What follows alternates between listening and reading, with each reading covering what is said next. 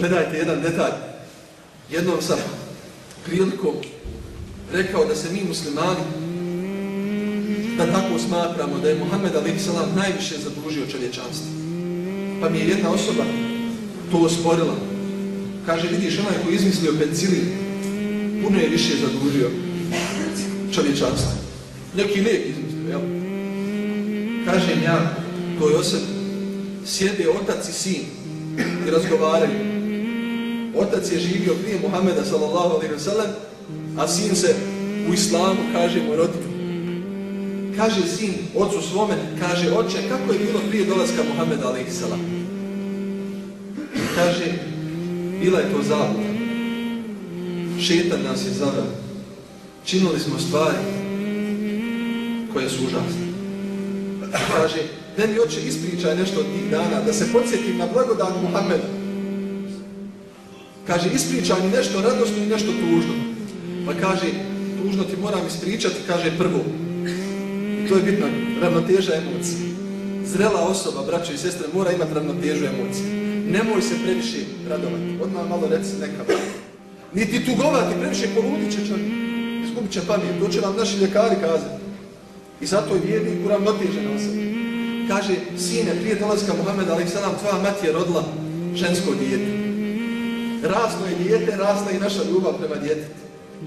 Kada je curica napunila 3,5-4 godine, kaže, rekao sam mami, obuci je, vodim je kod Amiće. I ona joj je odabrala najljepšu garderobu koju ima.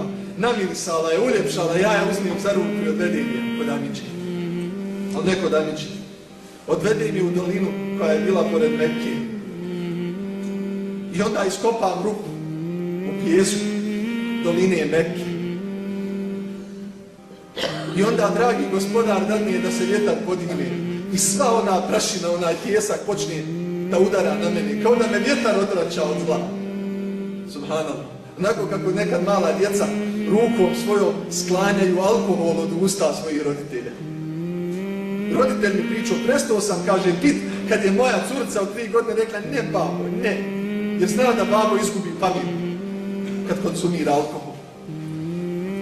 Kaže, ona je prašina je, kaže, pala na mene, a kaže, ona prišla sa 4 godine, mene je čisti, kaže. Čisti me, kaže, čisti bradu babinu, čisti odijelo. Pa kaže, ja gledam u nju i bez trunka milosti uzimam je i bacam je u tu. Zatrpavam je, a ona me drži za ruku. I držala me sve dok je u njoj života bilo. Nemojte to što je medicina danas napredovala. Nemojte misliti da neke druge forme nisu ubistva. Čuvajte čast, i mladići, i djevojke, i muškarci, i žene, čuvajte čast svoju. Nemojte da mi ukopavamo nakon 14 stoljeća. Nismo te poslali, Muhammede, nego kao milost. Došlo milost 14 stoljeća. Mi danas muslimani da obrukamo Muhammeda alejhi selam. Kaže, ubio sam svoje dijete. Kaže on svome sinu, sine, bilo je roditelja, očeva koji su znali po 9 ženske djece ubiti.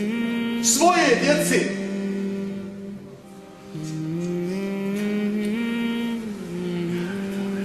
Subhanallah, to je. وَمَا أَرْسَلْنَاكَ إِلَّا رَحْمَةً لِلْعَالَمِينَ. Muhammede, poslali smo te, kaže, dragi Bog, kao milost svim svijetom. Ali kaže, babo, kaže, suze u očima, plaće. Izgubio je sestru koju nikad očima nije vidio. Tako vam, gospodara dragog, ima li čovjek da je spasio više kćeri, majki, sestara od Muhammeda sallallahu alejhi ve sellem? Samo kod tog naroda. Milioni žena. Samo jedan aspekt. Samo jedan aspekt. Pogledaj svoju majku.